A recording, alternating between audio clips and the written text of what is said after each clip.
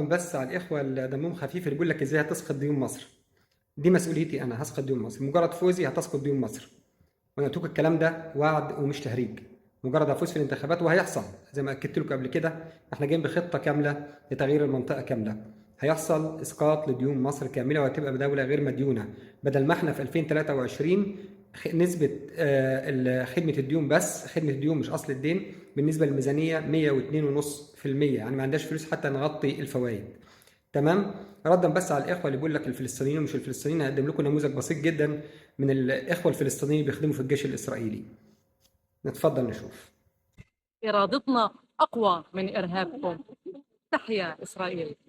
مع انه كنت عربي في جيش الدفاع الاسرائيلي، بس ولا مرة حسيت اني انا مختلف عن باقي الجنود. دائما كنا مثل بعض، اخوة اسرائيلية.